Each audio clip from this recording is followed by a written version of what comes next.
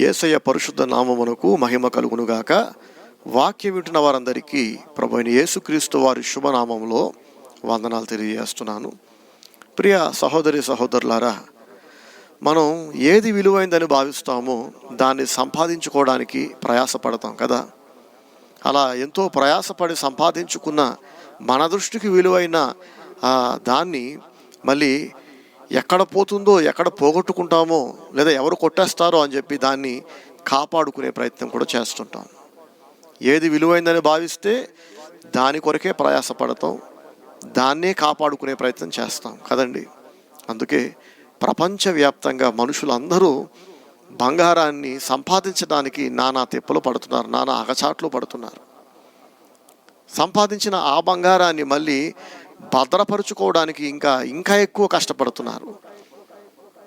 ఒకవేళ ఇంట్లో దాచిపెడితే బంగారాన్ని ఒక 4-5 లేయర్స్ పేపర్లో చుట్టుపెట్టి దాన్ని ఇంకొక బాక్స్లో పెట్టి మళ్ళీ ఆ బాక్స్ తీసుకెళ్ళి బీరువా లాకర్లో పెట్టి ఆ లాకర్లో సేఫ్గా ఉందో లేదో అని చెప్పి ప్రతిరోజు చెక్ చేసుకుంటూ పొరపాటున వేరే ఊరు కనుక వెళ్ళాల్సి వస్తే, దూరం ఎక్కడికైనా ఫ్రెండ్స్ దగ్గరికి, బంధువుల దగ్గరికి వెళ్ళాల్సి వస్తే తిరిగి రాగానే ఆర్నమెంట్స్ అన్నీ, బంగారం అంతా సేఫ్గా ఉందా లేదో అని చెక్ చేసుకొని, ఇంట్లో సేఫ్గా ఉండదు అనుకున్న నాడు బ్యాంక్ లాకర్ ఓపెన్ చేసి అక్కడ దాచిపెట్టి, దేనికి ఇంత ప్రయాస అంటే అది విలువైంది కనుక ఈ లోకంలో కదా. మనుషులందరూ ఈ లోకం దానికి ఎక్కువ ప్రాధాన్యతనిచ్చింది. బంగారం ఉంటే గొప్ప ఆస్తున్నట్టే.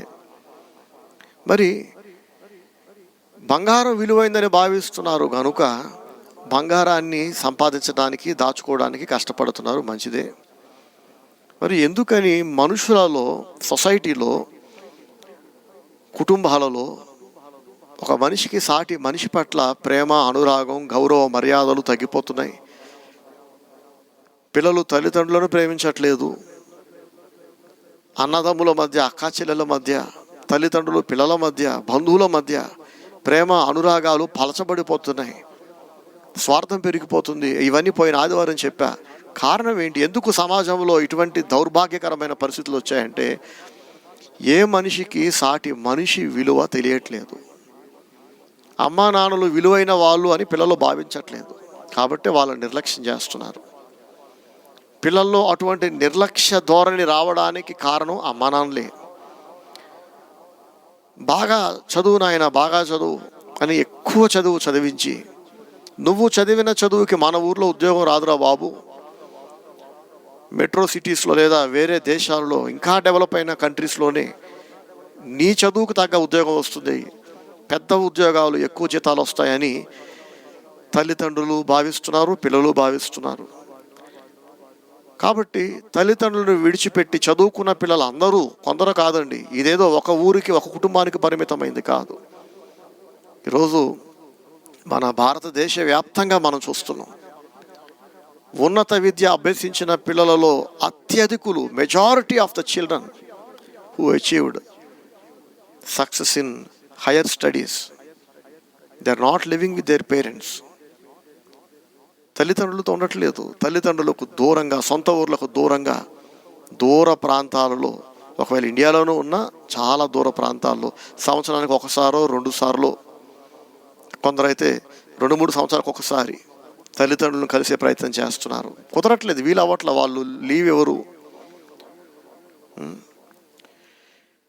అమ్మా నాన్నతో ఉంటే, సొంత ఊర్లో ఉంటే చదువుకు తగ్గ ఉద్యోగం రాదు, పెద్ద జీతాలు రావు.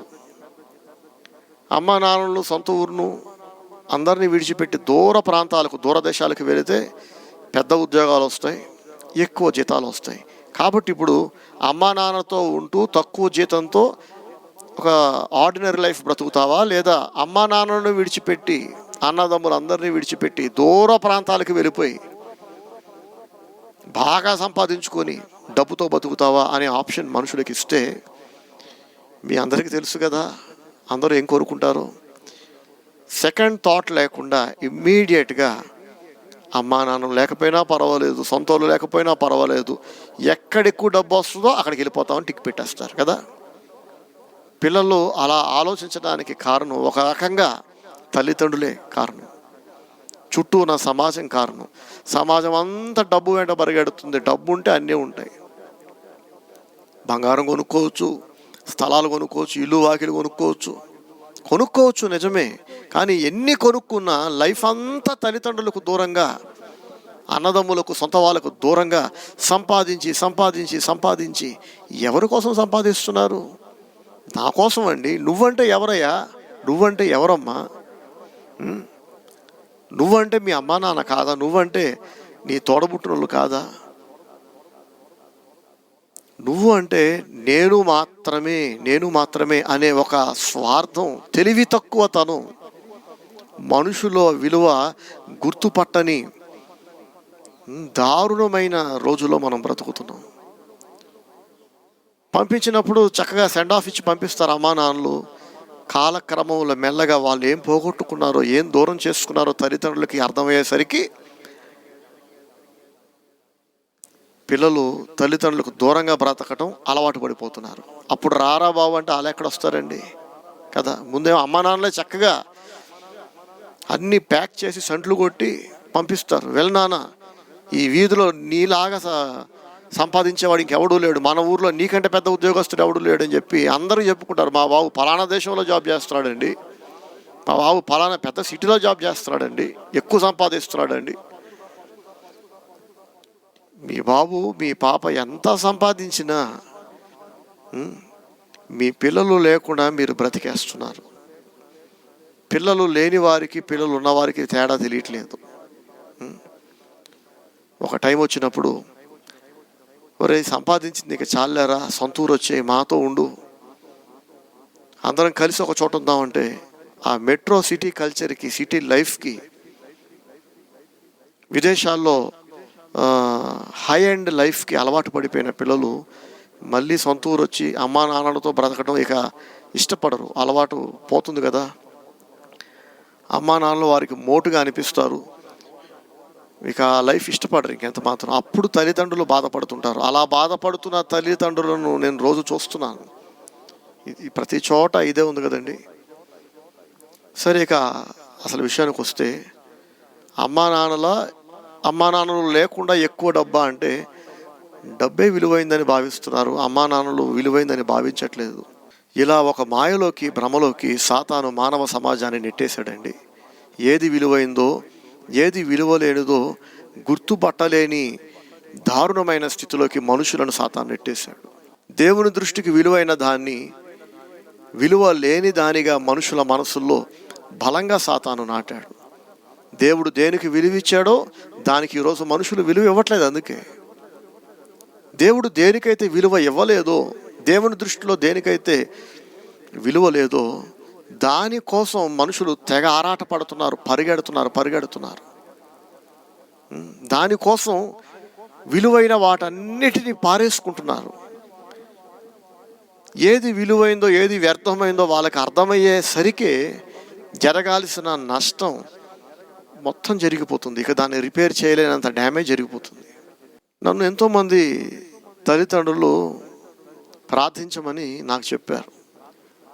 మా పిల్లలు వచ్చేసి మాతో ఉండాలని ప్రార్థన చేయండి బ్రదర్, మేము ఎంత పిలిచినా మా పిల్లలు రావట్లేదు. చాలా సంపాదించావు కదా నాయన, ఇక రా. ఎంత సంపాదించినా మేము లేనప్పుడు ఏం చేసుకుంటావు రా సంపాదన? నువ్వు అక్కడి నుంచి మాకు ఎంత డబ్బు సంపాదించినా మనందరం కలిసి ఒక ఇంట్లో ఉండి కష్ట సుఖాలు పంచుకునేది వేరు కదా. కలిసి భోజనం చేయటం, మంచి అయినా చెడైనా కలిసి జీవించాలి కదా. కలిసి ఉండనప్పుడు, కలిసి జీవించినప్పుడు నువ్వు మాకు దూరంగా, మేము నీకు దూరంగా ఎంత సంపాదించిన ప్రయోజనం ఏంటంటే పిల్లలు ఏమో రావడానికి ఇష్టపడట్లేదు. పోనీ మీరే వెళ్ళి అక్కడ ఉండొచ్చు కదా అని అంటే మా కోడలు మమ్మల్ని 2 రోజులు మర్యాదగా చూస్తుందండి. 3వ రోజు నుంచి ఇక ఆమె చూపులు, ఆమె ప్రవర్తన మేము ఇక భరించలేము. కాబట్టి ఒక ఆయన 75 సంవత్సరాలు దాటిన ఒక పెద్ద ఆయన, చాలా పెద్ద ఉద్యోగం చేసి ఆఫీసర్ ర్యాంక్లో రిటైర్ అయిన ఒక పెద్ద ఆయన అంటారు, 75 ఏళ్ళు దాటినా నాకు ఇంకా ఓపుకుందండి. నా చివరి శ్వాస దాకా నాకు ఓపుకున్నంత వరకు మా కోడలకు దూరంగా నేను, నా భార్య, మా పనులు మేమే చేసుకుంటూ ప్రశాంతంగా బ్రతకాలనుకుంటున్నాం. కొడుకుని చూద్దామని మేము వెళ్తాం, కానీ కోడలు మమ్మల్ని సొంతం చేసుకోదు, అసహించుకుంటుంటుంది. మన వాళ్ళని మాకు దూరం చేసింది, వాళ్ళు మాకు దూరంగా బతకడం అలవాటు పడిపోయారు. మేము రాగానే ఏదో రాకూడని వ్యక్తులు వచ్చినట్టుగా చూస్తుంటారు. మేము వెళ్ళిపోతుంటే అప్పుడు స్టార్ట్ అవుతుంది వాళ్ళ ముఖాల్లో సంతోషం, అమ్మయ్య మా తాత వాళ్ళు వెళ్ళిపోతున్నారు కదా అని. కాబట్టి ఒకవేళ నేను చనిపోయే పరిస్థితి వస్తే, నాకు చూసే వాళ్ళు ఎవరు లేకపోతే, అప్పుడు వచ్చి చూసుకోరా బాబు మమ్మల్ని, ఈలోపు మేము అక్కడికి రాము అని మా అబ్బాయికి చెప్పేసామండి. వాడేమో రమ్మంటాడు మమ్మల్ని, కానీ మేము వెళ్ళటానికి ఇష్టపడట్లేదు. మా అబ్బాయి రమ్మనే అంటున్నాడు. అబ్బాయి రమ్మంటాడు కానీ కోడలు చూడాలి కదా, ఆమె మమ్మల్ని సంతోషంగా ఉండనివ్వాలి కదా. మేము లేని జీవితానికి ఆమె అలవాటు పడింది, మన వాళ్ళు అలవాటు పడిపోయారు. ఇది ఎంత దారుణం అండి కదా. ఎందుకు వచ్చింది ఈ పరిస్థితి అంటే, ఇది మళ్ళీ చెప్తున్నాను, ఒక ఇంట్లోనో ఒక ఊర్లోనో కాదండి, దేశవ్యాప్తంగా వచ్చిన ఒక శాపగ్రస్తమైన దౌర్భాగ్యకరమైన పరిస్థితి ఇది. నేనైతే అలాంటి జీవితాన్ని నేను కోరుకోవట్లేదు. ఎక్కువ డబ్బు కోసం నా పిల్లల్ని నాకు దూరంగా దూర దేశాలకి దూర ప్రాంతాలకి పంపే ప్రసక్తే లేదు. ఇప్పటి నుంచే వాళ్ళు మానసికంగా సిద్ధపరుస్తున్నాను. అన్నిటికంటే విలువైన ఆస్తి తల్లిదండ్రులేరా. తల్లిదండ్రులనే దూరం చేసుకొని, తల్లిదండ్రులనే పోగొట్టుకొని ఎంత సంపాదించినా ఆ డబ్బు, స్థలాలు, విలువైన కార్లు, లగ్జరీ లైఫ్, కాస్ట్లీ గ్యాడ్జెట్స్, నేను ఐఫోన్ వాడుతున్నాను తెలుసా అని మురిసిపోయే దరిద్రులు ఉన్నారు. మరి నువ్వు ఐఫోన్ వాడితే దేనికి, ఏ ఫోన్ వాడితే ఎందుకురా చెత్త వెదవా. విలువైన ఐఫోన్ కంటే, యాపిల్ ల్యాప్టాప్ కంటే, కాస్ట్లీ గ్యాడ్జెట్స్ కంటే విలువైన ముఖ్యమైన అమ్మా నాన్న లేకుండా బ్రతుకుతున్నావు. నీకంటే పేదోడు, నీకంటే దౌర్భాగ్యుడు ఇంకెవడు ఉంటాడు అసలు? చెప్పండి, ఏది వాల్యుబుల్ చెప్పండి? ఐఫోనా, లేకపోతే అమ్మా నాన్నలా? యాపిల్ ల్యాప్టాపా, లేకపోతే తోడబుట్టిన అన్నదమ్ములా? ఏది విలువైంది? దేవుడు విలువిచ్చిన వాటికేమో మనుషులు విలువ ఇవ్వట్లేదు. దేవుడు దేనైతే ఇది చెత్తరా నాయన, ఇది చెత్త అని దేవుడు చెప్పాడో, వాక్యం చెబుతుందో దాన్ని హత్తుకుంటున్నారు మనుషులు, దాన్ని హత్తుకుంటున్నారు. సరే, మరి దేవుని దృష్టికి ఏది విలువైందంటే, ఒకరోజు యేసయ్యని యూదులు అడిగారు వచ్చి, ప్రభా ధర్మశాస్త్రం అంతట్లోకెల్లా ముఖ్యమైన ఆజ్ఞ ఏంటి నాయన అంటే, యేసయ్య అంటారు, నీ దేవుడైన యెహోవాని నీ పూర్ణ మనసుతో, నీ పూర్ణ బలముతో, నీ పూర్ణ వివేకముతో ఆరాధించాలి, ప్రేమించాలి, నీ దేవుణ్ణి ప్రేమించాలి. ఇదే మొదటి ఆజ్ఞ, ముఖ్యమైన ఆజ్ఞ అన్నారు యేసయ్య. నిన్ను వలె నీ పొరుగువాని ప్రేమించాలనే ఆజ్ఞ కూడా దీని వంటిదే. ఈ రెండు ఆజ్ఞల చుట్టే ధర్మశాస్త్రం అంతా, ప్రవక్తల గ్రంథాలన్నీ తిరుగుతున్నాయి. ఏ ప్రవక్తని దేవుడు ఏ కాలంలో పంపినా ఆ ప్రవక్తల సందేశం ఏంటంటే దేవుని ప్రేమించాలి, సాటి మనుషులను ప్రేమించాలి. కానీ ఆలోచించండి, ఈరోజు దేవుణ్ణి, మనుషులు నిర్లక్ష్యం చేస్తున్నారు కదా. దేవుణ్ణి ప్రేమించట్లేదు, సాటి మనిషిని ప్రేమించట్లేదు. దేవుణ్ణి, సాటి మనుషులను తప్ప అన్నిటినీ ప్రేమిస్తున్నారు మనుషులు. బంగారాన్ని, స్థలాలను, ఇళ్లను, గ్యాడ్జెట్స్ని, ఖరీదైన బట్టలని, వీటినే ప్రేమిస్తున్నారు. ఇదే జీవితం అనుకుంటున్నారు. కానీ అసలు జీవితం ఏంటంటే దేవుడు, మనుషులే. దేవుణ్ణి ప్రేమించాలి, మనుషులను ప్రేమించాలి. సాటి మనుషులు అనగానే పక్కింటోళ్ళు, వీధిలో వాళ్ళు, ఊర్లో వాళ్ళు కాదండి. ముందు ఆ జన్మనిచ్చిన అమ్మా నాన్నలను, తోడబుట్టిన వాళ్ళని, సొంత వాళ్ళని ప్రేమించగలిగితే అప్పుడు ఊర్లో వాళ్ళ సంగతి ఆలోచించవచ్చు మనం కదా. పోయిన ఆదివారం ఇదే చెప్పాను నేను. మనుషుల మధ్య ప్రేమలు చల్లారిపోతున్నాయి. గౌరవ మర్యాదలు, పరస్పర గౌరవ మర్యాదలు, మినిమం వాల్యూస్, సంస్కారం లేకుండా పోతున్నాయని. కారణం ఏంటంటే దేవునికి చోటు లేని జీవితం, దేవునికి ఇంపార్టెన్స్ లేని లైఫ్లో మరి చెత్త కాకపోతే ఇంకేముంటుంది చెప్పండి కదా. చెత్త కాకపోతే మరేముంటుంది? ఎక్కడ మనుషులకు దేవుని భయం ఉంటుందో, దేవుని విలువ మనుషులు ఎక్కడ గుర్తుపడతారో, అక్కడే సాటి మనుషుల పట్ల ప్రేమ, అనురాగాలు, గౌరవ మర్యాదలు కూడా ఉంటాయి. ఒకడికి దేవుని విలువే అర్థం కాకపోతే, ఒకడి లైఫ్లో దేవునికే చోటు లేకపోతే, ఆటోమేటిక్గా వారి లైఫ్లో సాటి మనుషుల పట్ల కూడా ప్రేమ ఉండదు, మర్యాద ఉండదు, గౌరవం ఉండదు, అసలు చోటు ఉండదు. మనుషులను చెత్తలా భావిస్తారు, చివరికి కన్న తల్లిదండ్రులతో సహా. ఇవాళ కాకపోతే రేపు, రేపు కాకపోతే ఎల్లుండి, ఏదో ఒక రోజున జన్మనిచ్చిన తల్లిదండ్రులను, తోడబుట్టిన వారిని చెత్తని ఆవిడ ఇంట్లో దాచుకుంటాడు ఏంటండి? పారేస్తారుగా. సరిగ్గా అలాగే చెత్తను పారేసినట్లుగా తోడబుట్టిన వారిని, తల్లిదండ్రులను వదిలించుకొని లేదా దూరం చేసుకొని మొక్కుబడిగా ఎప్పుడో ఒక్కసారి నామమాత్రంగా కలిసామని ఊర్లో వాళ్ళు చెప్పుకోవడానికి, లేదా అందరూ ముఖం మీద వస్తారు కదా, కలిసావా అమ్మ నాన్ని, తమ్ముని కలిసావా, అన్నని కలిసావా, అక్కని కలిసావా అని ఎవరైనా అన్నారు అనుకోండి, కలిసామని చెప్పుకోవడానికి పేరుకి ఒకసారి కలిసే రోజుల్లో మనం జీవిస్తున్నాం. కారణం ఏంటంటే దేవునికి విలువ, దేవునికి చోటు, దేవుని భయం లేని మనుషుల సంఖ్య పెరిగిపోయింది. సరే, ఇక ఆలోచిద్దాం ఒకసారి. దేన్నైనా మనం విలువైనదిగా భావిస్తే కాపాడుకుంటాం, విలువలేనిది అనుకుంటే పారేసుకుంటాం అని చెప్పుకున్నాం. అలాగే దేవుని విలువ మనకి తెలియకపోతే దేవుని దూరం చేసుకుంటాం, పోగొట్టుకుంటాం. మనుషుల విలువ తెలియకపోతే మనుషులను కూడా వద్దనుకుంటాం, దూరంగా బ్రతుకుతాం కదా, పారేసుకుంటాం, దూరం చేసుకుంటాం. ఎవరైనా మీకు విలువ ఇవ్వకుండా మిమ్మల్ని చాలా తక్కువ అంచనా వేసి మిమ్మల్ని చులకనగా ఎంచి మిమ్మల్ని దూరం చేసుకొని తర్వాత మళ్ళీ వాళ్ళకు అవసరం అయినప్పుడు మీ దగ్గరకు వచ్చారనుకోండి, అలాంటి వాళ్ళు మీరు దగ్గరికి రానిస్తారా? మళ్ళీ కలిసే ప్రయత్నం చేస్తారా? అసలు చేయం కదా, దూరం జరిగిపోతాం. మనకు విలువ లేని చోట మనం ఉండడానికి ఇష్టపడం కదండి. సరిగ్గా దేవుడు కూడా ఎవరైనా తనకి విలువ ఇవ్వనప్పుడు ఆయనకి చెందవలసిన భయము, గౌరవ మర్యాదలు, భక్తి, భయము మన నుండి దేవునికి అందనప్పుడు అవకాశాలు ఇస్తాడు దేవుడు. కానీ ఎంతకాలం ఇస్తాడండి? క్షమిస్తాడు, ఓర్చుకుంటాడు.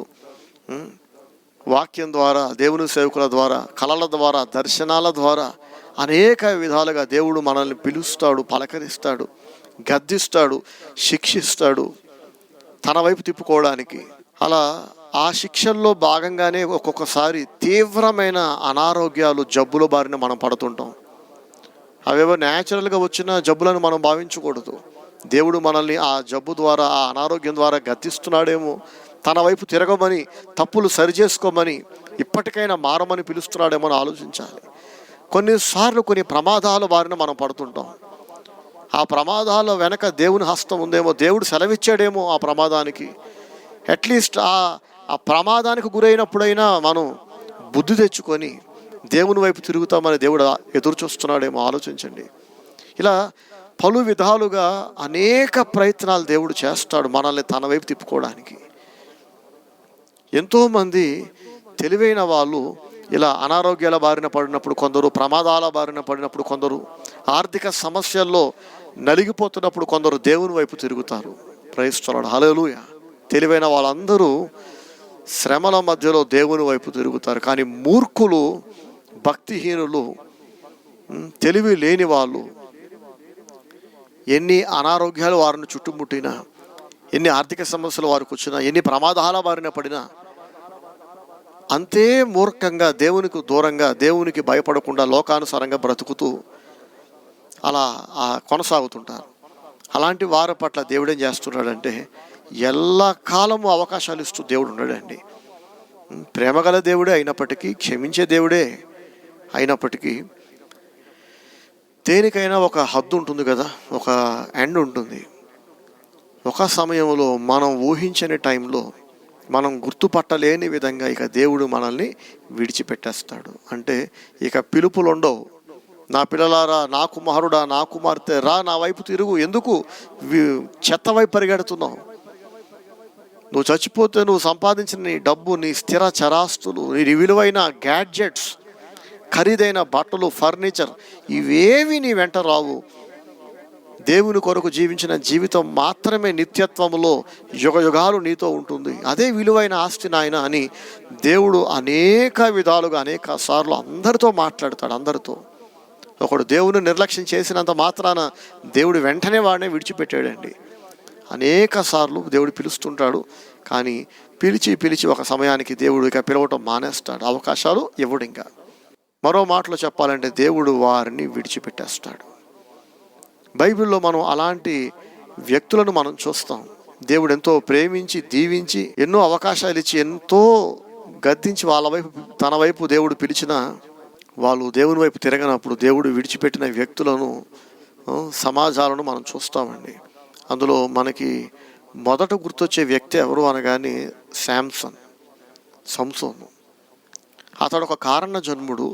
పిల్లలు లేని దంపతులు దేవునికి మొరపెడితే దేవుడు వారికి ఇచ్చిన ఒక గొప్ప అద్భుత గర్భఫలమే శాంసన్. అతడు దేవుని కొరకు మాత్రమే జీవించాల్సిన వ్యక్తి. అపవిత్రమైనవేవి అతను ముట్టకూడదు, తినకూడదు, అపవిత్రమైన జీవితం జీవించకూడదు. అతడు ఒక నాజీరు, అంటే దేవునికి ప్రత్యేకించబడ్డ వ్యక్తి, దేవుని కొరకే ప్రతిష్ఠించబడిన వ్యక్తి.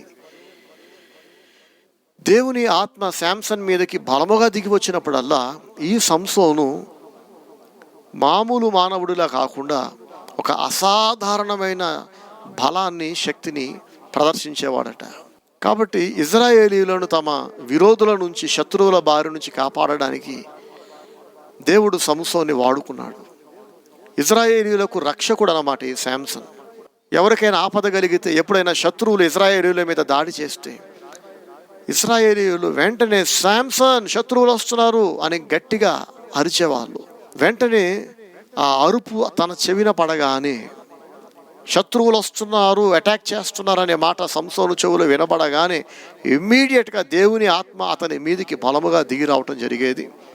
ఎప్పుడైతే దేవుని ఆత్మ సంసోను మీదకి దిగి రావటం జరిగేదో సంసోను అత్యంత బలశాలిగా మారిపోయేవాడు. శత్రువులను ఓడించేవాడు, ఇజ్రాయేలులను కాపాడేవాడు.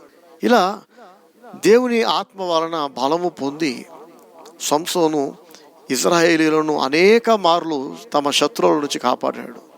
శత్రువులందరికీ సంసోను ఒక సింహ స్వప్నంలా మారిపోయాడు.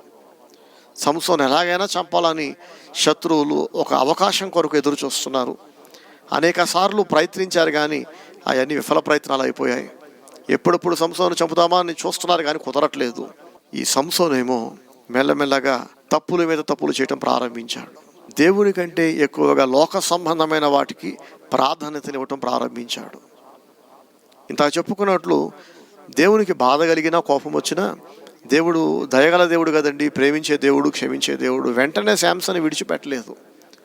సంసోనుతో దేవుడు మాట్లాడుతున్నాడు, పిలుస్తున్నాడు. సంసోను, నువ్వు పుట్టింది దేవుని కోసం బ్రతకడానికి, సాటి మనుషులను కాపాడడానికి. ఈ రెండింటి కోసమే. దేవుని కంటే సాటి మనుషుల కంటే విలువైంది ఏదీ లేదండి, ఆ కాలంలో అయినా ఈ కాలంలో అయినా. అందుకే ఇప్పుడు మనమైనా సరే దేవునికి విలువ ఇవ్వాలి, సాటి మనుషులకు విలువ ఇవ్వాలి. సాటి మనుషులు అన్నప్పుడు ముందు ఇంటి వాళ్ళతో మొదలెడదాం. ఇంటినే ఉద్ధరించిన వాళ్ళు ఊరినే ఉద్ధరిస్తారండి కదా. కుటుంబీకులకే న్యాయం చేయలేని వాళ్ళు, కుటుంబీకులను ఓర్చుకోలేని వాళ్ళు, కుటుంబీకులను ప్రేమించలేని వాళ్ళు, కుటుంబీకులను ప్రేమించలేని వాళ్ళు ఊర్లో వాళ్ళని ఏం ప్రేమిస్తారు ఇంకా కదా. అందుకే ఇంటితో ప్రారంభం అవ్వాలి. మన కుటుంబీకుల నుంచి ప్రారంభం అవ్వాలి. ముందు ఇంట్లో వాళ్ళని ప్రేమించాలి, తర్వాత ఊర్లో వాళ్ళని. ముందు ఇంట్లో వాళ్ళకి మేలు చేయాలి, తర్వాత ఊర్లో వాళ్ళకి. ఇంట్లో వాళ్ళని క్షమించాలి, ఓర్చుకోవాలి, తర్వాత ఊర్లో వాళ్ళని క్షమించవచ్చు, ఓర్చుకోవచ్చు. ఈ సంసోను దేవుని విలువను దిగజార్చడం ప్రారంభించాడు. లోక సంబంధమైన వాటికి ఎక్కువ ప్రాధాన్యత ఇవ్వటం ప్రారంభించాడు. ఒక స్త్రీ సాంగత్యములో, ఒక వేశ్య సాంగత్యములో తన జీవితాన్ని నాశనం చేసుకున్నాడు. అలా ఆ వేశ్య సాంగత్యంలో దేవునికి చాలా దూరం అయిపోయాడు. సంసోను అనుకున్నాడు, దేవుడు నన్ను విడిచిపెట్టట్లేదు కదా, నేను దేవుని బాధ పెడుతున్నప్పటికీ దేవుని కంటే ఎక్కువగా ఒక వేశ్యకి విలువిచ్చి, లోక సాంగత్యాలకు, లోక సుఖాలకు విలువిచ్చి నేను బ్రతుకుతున్నప్పటికీ శత్రువుల మీద పడుతున్న ప్రతిసారి దేవుని ఆత్మ నా మీదకి దిగి వస్తున్నాడు కదా, ఇలాగే ఉంటుందని సంసోను అనుకున్నాడు. అంటే దేవుడు ఇలాగే ప్రేమిస్తుంటాడు, ఇలాగే క్షమిస్తుంటాడు, ఇలాగే నాతో ఎప్పటిలాగే ఉంటూనే ఉంటాడని అనుకున్నాడు. కానీ ఎల్లకాలము దేవుడు క్షమిస్తూ అవకాశాలు ఇస్తూ ఉండడు కదండి. దేనికైనా ఒక లిమిట్ ఉంటుంది అని ఇంత చెప్పుకున్నాం కదా. అలా సంసోను ఊహించని టైంలో, అతను ఎక్స్పెక్ట్ చేయని విధంగా యెహోవా అతని ఎడబాసనని సంసోను గ్రహించలేదు అని బైబిల్లో రాసి ఉంటుంది. సంసోను విరోధులు తన ప్రియురాలైన ఆ వేశ్య డెలీలాతో కుమ్ముక్కైపోయి ఆమెకు డబ్బు ఇచ్చి సంసోను విశేషమైన బలం ఎక్కడుందో కనుక్కోమని చెప్పారట. ఏం చేస్తే అతని బలం పోతుందో కనుక్కోమని చెప్తే ఆమె సంసోను లాలించి తన మాయ మాటలతో సంసోను సీక్రెట్ని అడిగింది. శాంసన్ నీ బలం ఎక్కడుందో చెప్పవా అని అడిగితే అతను ఎన్నోసార్లు రాంగ్ ఇన్ఫర్మేషన్ ఇస్తాడు. కానీ ఒక సమయానికి ఆమె పదే పదే అడిగితే శాంసన్ అంటాడు, నేను పుట్టింది మొదలుకొని నేటి దాకా మంగళ కత్తి నా తల మీద పడలేదు, క్షవరం చేయబడలేదు, నా పుట్టెంటుకలు ఇంకా అలాగే ఉన్నాయి. ఒకవేళ కనుక నా పుట్టెంటుకలు తీసేస్తే, నాకు గుండు కొడితే, అప్పుడు నా బలం నన్ను విడిచిపెట్టి పోతుంది అని ఆ వేశ్యతో చెప్పాడు. ఆ స్త్రీ వెంటనే శత్రువులకు సమాచారం ఇచ్చింది. ఆమె సంసోనికి మద్యం తాపింది. అతను తినకూడనివన్నీ తింటున్నాడు, తాగకూడనివన్నీ తాగుతున్నాడు, ఉండకూడని విధంగా ఉంటున్నాడు, అపవిత్రమైన జీవితం జీవిస్తున్నాడు. అయినా వెంటనే దేవుడిని విడిచిపెట్టలేదు. అనేక సంవత్సరాల పాటు దేవుడు భరించాడు, సహించాడు, బాధపడ్డా, కోపం వచ్చినా అవకాశాలు ఇస్తూ వచ్చాడు. కానీ ఇక సంసోను మాత్రం దేవుని వైపు రావట్లేదు, తన జీవితాన్ని, తన బుద్ధిని, బ్రతుకుని మార్చుకోవట్లేదు. కాబట్టి దేవుడు సంసోన్ని విడిచిపెట్టేశాడట. శత్రువులు వచ్చి మద్యం మత్తులో ఉన్న సంసోనుకు గుండు కొట్టేశారు. పరీక్షిద్దాం అని చెప్పి అతని ప్రియురాలు సంసోను శత్రువులు నీ మీద పడుతున్నారని గట్టిగా అరిచింది. సంసోను ఎప్పట్లాగే లేచి శత్రువులను ఓడిద్దామని లేచాడట. కానీ యెహోవా అతన్ని విడిచిపెట్టి వెళ్ళిపోయానని సంసోను గుర్తుపట్టలేదని బైబిల్లో రాస్తుందండి. అలా సంసోను దేవుడు విడిచిపెట్టి వెళ్ళిపోవడం మనం చూస్తాం. అలాగే సౌలు మహారాజు గురించి అయితే నేను అనేక సార్లు మీతో చెప్పాను. ఏ దేవుడైతే సౌలుని పిలిచి రాజుగా అభిషేకించి తన పరిశుద్ధాత్మతో అభిషేకించాడో ఆ దేవుడే ఇక సౌలు మారడు.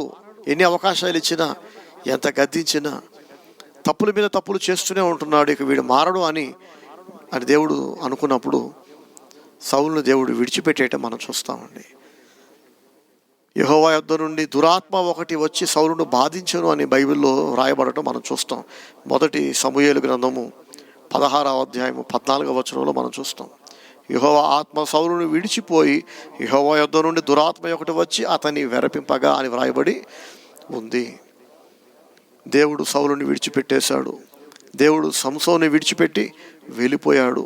ఇదంతా చూసిన దావీదు దేవుడు నన్ను కూడా విడిచిపెట్టి వెళ్ళిపోతాడేమో అని చాలా భయపడ్డాడు, ఆందోళనకు గురయ్యాడు. బత్షెబ అనే స్త్రీతో దావీదు తప్పు చేసినప్పుడు, ఆమె భర్తను చంపించినప్పుడు దావీదు ఎంతో భయపడి పశ్చాత్తాపంతో ఉపవాసం ఉండి దేవుని దగ్గర మొరపెట్టాడు. ఇదంతా మనం 51వ కీర్తనలో చూడొచ్చు. దేవుని దగ్గర ఏడ్చి ప్రార్థించాడు కన్నీటితో. నేను చదువుతున్నాను వినండి. 51వ కీర్తన 11వ వచనం. నీ సన్నిధిలో నుండి నన్ను త్రోసివేయకము, నీ పరిశుద్ధాత్మను నా యుద్ధ నుండి తీసివేయకము, నీ రక్షణానందము నాకు మరలా పుట్టించుము, సమ్మతి గల మనస్సు కలుగజేసి నన్ను దృఢపరచుము. చూసారా, సంసోని దేవుడు ఎలా విడిచిపెట్టాడో దావీదు చదివి తెలుసుకున్నాడు. సౌలుని దేవుడు విడిచిపెట్టడం అయితే కల్లారా చూశాడు. ఇదంతా చూసిన దావీదు రేపు నా పరిస్థితి కూడా ఇంతే. నేను దేవుని బాధ పెట్టాను, దేవుని మీద తిరగబడ్డాను, దేవుని కంటే ఎక్కువగా ఈ లోక సుఖానికి ప్రాధాన్యతనిచ్చి నా సుఖం నేను చూసుకున్నా, నా స్వార్థం నేను చూసుకున్నా, తప్పు చేశాను. ప్రభువా నన్ను క్షమించు నాయన, నన్ను క్షమించు, ఇంకొకసారి ఇలా చేయను, ఇంకొకసారి నీకంటే ఎక్కువగా ఈ లోకానికి, లోక సుఖాలకు విలువ ఇవ్వను ప్రభువా, నన్ను క్షమించు ప్రభువా అని దావీదు పశ్చాత్తాపంతో ప్రార్థన చేశాడు. నీ సన్నిధిలో నుంచి నన్ను త్రోసివేయద్దు నాయన, సౌలును త్రోసివేసినట్లుగా, సంసోని త్రోసివేసినట్లుగా నన్ను త్రోసివేయద్దు ప్రభువా అని దేవుని విలువను మరలా గుర్తుపట్టి దేవుని దగ్గర ఏడ్చి ప్రార్థించాడు. సౌలు దగ్గర నుంచి తీసివేసినట్లుగా నీ ఆత్మను నా నుండి తీసివేయద్దు ప్రభువా అని మొరపెట్టాడు. ఎందుకు అంత ఏడుస్తున్నాడు, ఎందుకు అంత మొరపెడుతున్నాడు అంటే దావీదుకు దేవుని విలువ తెలుసు. దేవుని విలువ తెలిసిన ప్రతి వాడు దేవుని దూరం చేసుకోడండి. మనుషులం కనుక ఎప్పుడైనా పొరపాటున దేవుని బాధ పెడితే, దేవునికి దూరం జరిగితే ఆ దూరమైన స్థితిలోనే మనం కొనసాగకూడదు. దేవుని విలువ తెలిసిన వాడు ఎవడు తప్పు చేసి తప్పులోనే కొనసాగుతూ ఉండడు. ఎవడైనా దేవునికి దూరంగానే బ్రతుకుతున్నాడు అనుకోండి, అలాగే కొనసాగుతున్నాడు అనుకోండి, వాడు బుద్ధిహీనుడు. వాడికి దేవుని విలువ తెలియదు, వాడికి ఏది విలువైందో ఏది వ్యర్థమైందో తెలియదు అన్నమాట. అలాంటి వ్యక్తులకు దేవుడు కూడా దూరం అవుతాడు, సౌలుకి సంసోనుకు దూరమైనట్లుగా. కానీ దావీదు లాంటి మనస్సు కలిగిన వ్యక్తులు అనుకోండి, చేసిన తప్పును గురించి పశ్చాత్తాపడి సిగ్గుపడి దేవుణ్ణి క్షమాపణ అడిగి ఏడ్చి ప్రార్థన చేస్తే, దేవా నన్ను క్షమించు నాయన, నన్ను విడిచిపెట్టద్దు ప్రభువా, నువ్వే నాకు దూరమైనప్పుడు, నువ్వే నాతో లేనప్పుడు ఇక ఏం సంపాదించినా, ఎవరు నాతో ఉన్నా సుఖమేంటి కదా. దావీదు దేవునికి మొరపెడితే దేవుడు దావీదుని క్షమించాడు. సంసోను కూడా తన ఆఖరి స్టేజ్లో శత్రువులు గుండు కొట్టేశారు, కళ్ళు పీకేశారు, వారి తిరగలి విసురువాడిగా ఉంచుకున్నారట. ఆ స్టేజ్లో వారి దేవతకు సంసోని బలిద్దామని అన్ని ఏర్పాట్లు చేస్తూ, నాట్యాలు చేస్తూ, విందులు వినోదాలు చేస్తూ ఉండగా సంసోనికి బాధ అనిపించింది. ఎలా బ్రతికినోని ఎలా అయిపోయాను. ఒకప్పుడు బాధలో ఉన్నవాడు కాపాడమని పిలిచేవాడు, నన్ను పిలిచేవాడు. కానీ ఈరోజు నాకే రక్షణ లేకుండా పోయింది. అందరినీ కాపాడేవాడిని ఇవాళ నేను దిక్కులేనోడుగా ఉండిపోయాను. నా వల్ల ఒకప్పుడు అనేక మందికి రక్షణ కలిగేది, ఇప్పుడు నాకే రక్షణ లేకుండా పోయింది. చేతులారా దేవునికి విలువ ఇవ్వకుండా, దేవునికి భయపడకుండా, దేవుని కంటే ఎక్కువ ప్రాధాన్యతను, ఎక్కువ ఇంపార్టెన్స్ని ఒక స్త్రీకి ఇచ్చి, తిండికిచ్చి, లోక సుఖాలకిచ్చి ఈరోజు ఈ దుస్థితికి నేనే కొని తెచ్చుకున్నాను కదా. చేతులారా నా జీవితాన్ని నేనే నాశనం చేసుకున్నాను దేవునికి దూరమై అని చెప్పి అతను గుర్తుపట్టి సంసోను పశ్చాత్తాపంతో దేవునికి మొరపెట్టాడు. దేవా నన్ను క్షమించు నాయన, ఇంకొక్కసారి మాత్రమే నన్ను జ్ఞాపకం చేసుకో ప్రభువా, ఒకే ఒక్కసారి నన్ను గుర్తు చేసుకో నాయన అని ఎంతో బాధతో, పశ్చాత్తాపంతో, కన్నీటితో దేవునికి మొరపెట్టాడు. దేవుడు సంసోను ప్రార్థన విన్నాడట. శత్రువులందరూ ఒకే రూఫ్ కింద ఒకే చోట ఉన్నారు, ఒక పెద్ద హాల్లో. ఆ హాల్లో సంసోన్ని తీసుకుని వచ్చారు. ఆ రోజు సంసోన్ని వాళ్ళ దేవతకు బలిద్దాం అనుకుంటున్నారు. ఆ టైంలో సంసోను ఆ పెద్ద బిల్డింగ్కి ఆధారమైన మూల స్తంభాల దగ్గరికి నన్ను తీసుకుని వెళ్ళమని అక్కడున్న సైనికులు అడిగినప్పుడు వాళ్ళు తీసుకెళ్లారట. ఇప్పుడు సంసోను దేవునికి మరొకసారి ప్రార్థన చేసుకుని, ప్రభువా ఒకే ఒక్కసారి నాకు మరలా నేను పోగొట్టుకున్న బలాన్ని నాకు ఈ నాయన అని ప్రార్థన చేశాడు.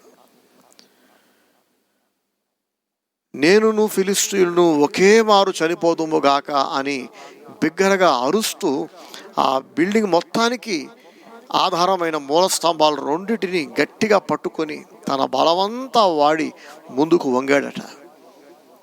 ఎప్పుడైతే ఆ స్తంభాలు అతని బలం ముందు చీపురు పొలల్లా విరిగిపోయాయో ఆ బిల్డింగ్ మొత్తం కొలాప్స్ అయిపోయింది. ఆ రోజు సంసోను చంపిన వారి లెక్కట అతని జీవిత కాలంలో చంపిన వారందరి లెక్క కంటే ఆ రోజు చంపిన వారి లెక్క ఎక్కువట. చదువుతాను చూడండి ఒకసారి. సంసోను చేసిన దీన ప్రార్థన కూడా మనం ఖచ్చితంగా చదువుకొని తీరాలి. న్యాయాధిపతుల గ్రంథము 16వ అధ్యాయము 28వ వచనం. అప్పుడు సంసోను, యెహోవా ప్రభువా దయచేసి నన్ను జ్ఞాపకము చేసుకునుము, దేవా దయచేసి ఈసారి మాత్రమే నన్ను బలపరచుము, నా 2 కన్నుల నిమిత్తము ఫిలిష్తీయులను ఒక్క మారే దండించి పగ తీర్చుకొననిమ్మని యెహోవాకు మొరపెట్టి ఆ గుడికి ఆధారముగానున్న 2 మధ్యస్తంభములలో ఒక దానిని కుడి చేతను ఒక దానిని ఎడమ చేతను పట్టుకొని నేనును ఫిలిష్తీయులను చనిపోదుముగాక అని చెప్పి బలముతో వంగినప్పుడు గుడి ఆ సర్దారుల మీదను దాని మీదనున్న దానిలోనున్న జనులందరి మీదను పడెను. మరణకాలమున అతడు చంపిన వారి శవముల లెక్క జీవిత కాలమందు అతడు చంపిన వారి లెక్క కంటే ఎక్కువ ఆయను. చూసారండి, ఒక్కసారి మాత్రమే నన్ను జ్ఞాపకం చేసుకో ప్రభువా అని సంసోను దేవునికి మొరపెట్టాడు. ఎలా ఉండేవాడు, ఎలా అయిపోయాడండి. ఆ రోజు శత్రువులతో పాటు సంసోను కూడా చనిపోయాడు.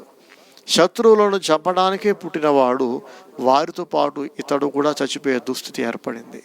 ప్రియ సహోదరి సహోదరులారా, సంసోను చేసిన ఈ తప్పు, సౌలు మహారాజు చేసిన తప్పు మనం ఎప్పటికీ చేయకూడదండి.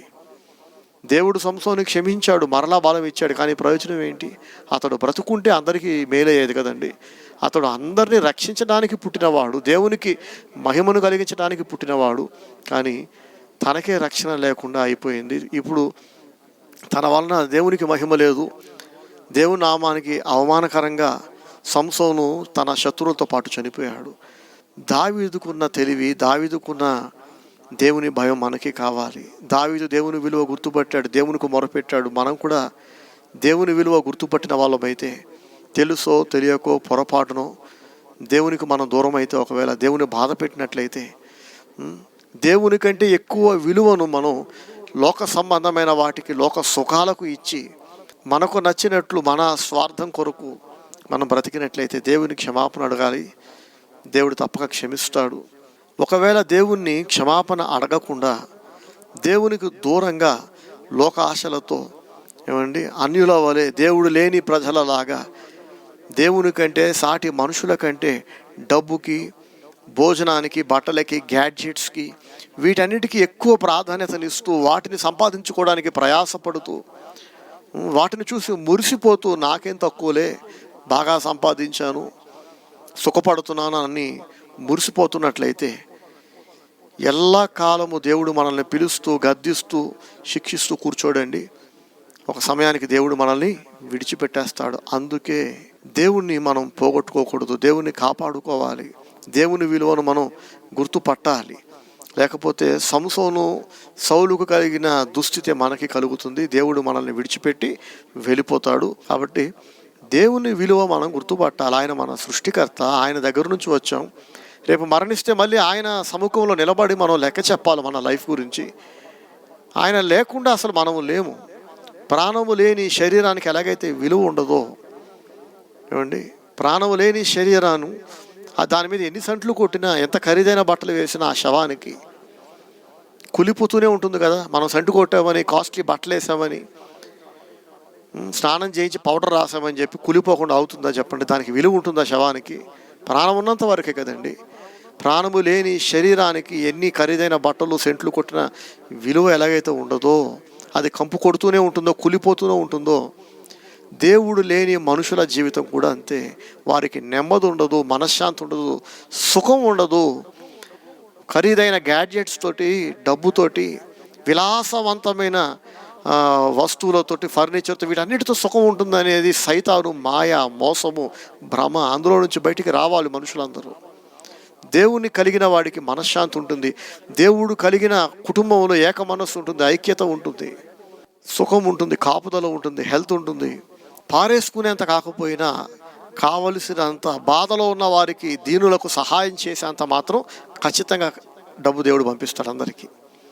దేవుణ్ణి కలిగిన మనుషులకు ఒక క్లారిటీ ఉంటుంది. Clarity in their mind, clarity in their thought, clarity in their word and deed.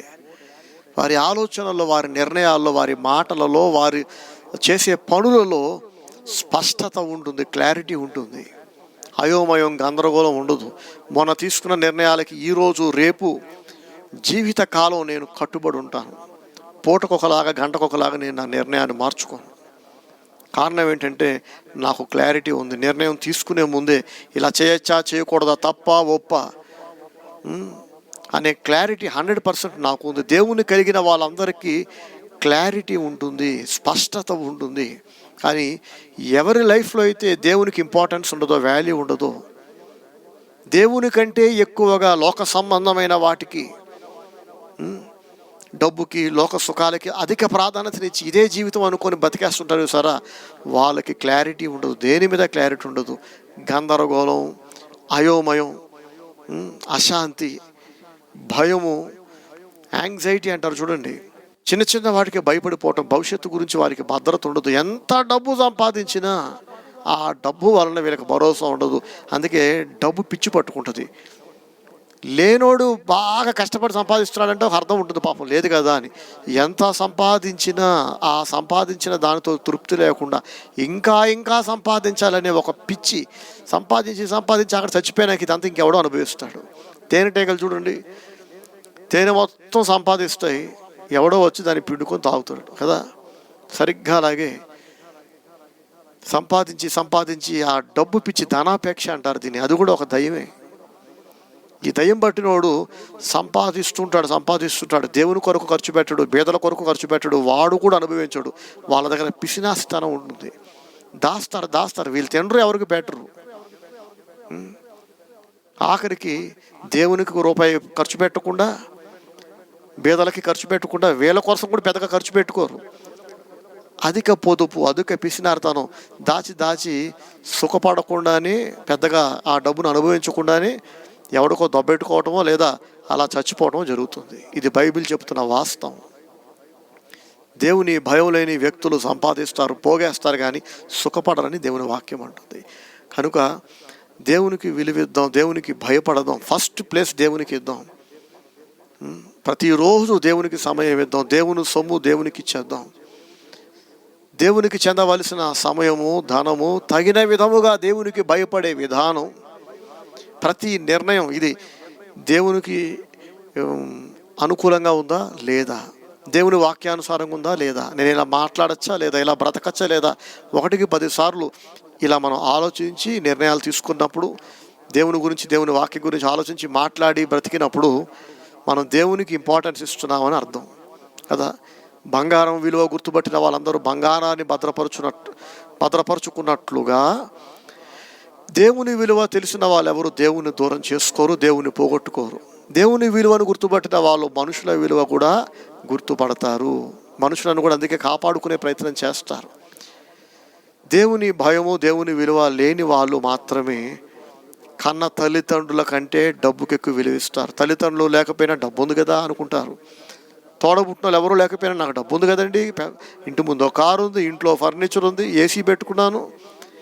వస్తువులను చూసి, బట్టలను చూసి, స్థిరచర ఆస్తులను చూసి మురిసిపోయే ప్రతివాడు బుద్ధి లేనివాడే, బుద్ధిహీనుడు. వాడికి దేవుని విలువ తెలియదు, దేవుని విలువ తెలియదు. వాళ్ళు దేవుని చేరుకోరు. ప్రియా సహోదరి సహోదరులారా, ఈ లోకంలో అన్నిటికంటే అత్యంత విలువైనది దేవుని సహవాసం. దేవుని కలిగి ఉందాం, దేవునికి భయపడదాం, దేవుని సంతోషపెడదాం, దేవుని చేరుకుందాం. దేవుని ప్రేమించేవారు సాటి మనుషులను ప్రేమిస్తారు. నన్ను అడిగితే ఇప్పుడు చదువుకుంటున్న పిల్లలందరికీ నేను ఇచ్చే సలహా ఏంటంటే, నా పిల్లలతో సహా ఉన్నత విద్యలు అభ్యసించండి, మంచిదే.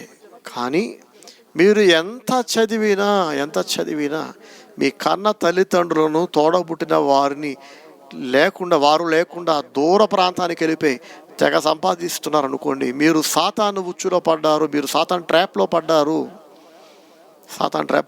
కుటుంబ వ్యవస్థను దేవుడు నియమించింది అందరూ కలిసి ఉండడానికి, విడిపోయి బ్రతకడానికి కాదు,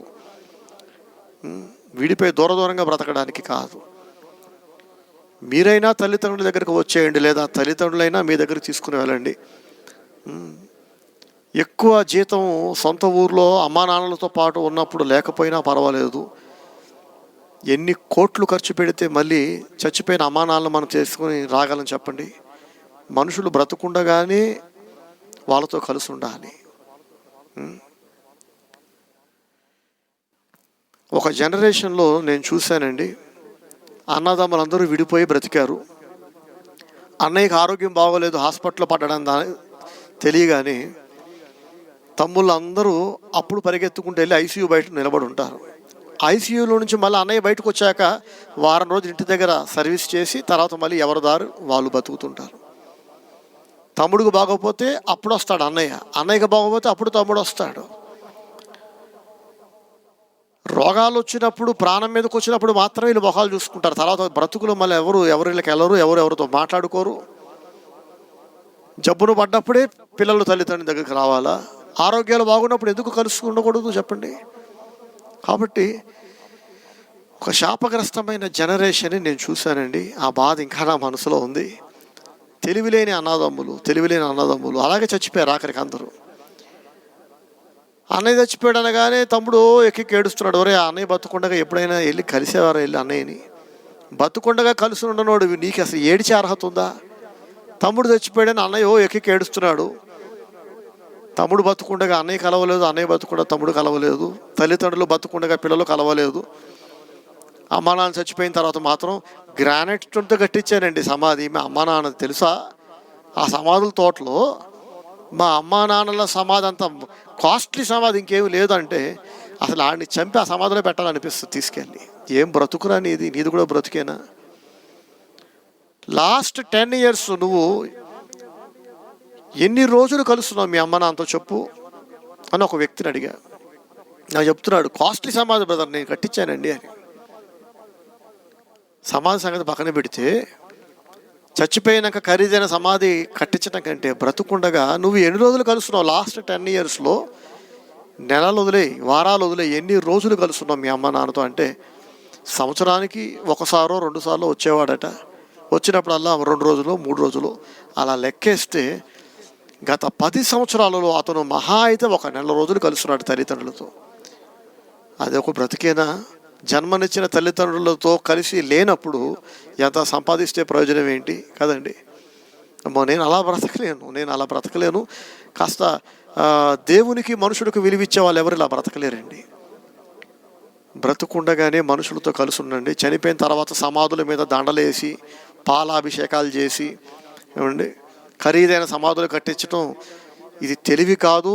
ఇది కాదు దేవుని సంకల్పం. ఇది దేవునికి వ్యతిరేకమైన ఆలోచన విధానం. ఇది సైతాను కుట్ర, సైతాను ఆలోచన విధానం. ఈ వాక్యం వింటున్న మీరు ప్రతి ఒక్కరు ఆలోచించండి.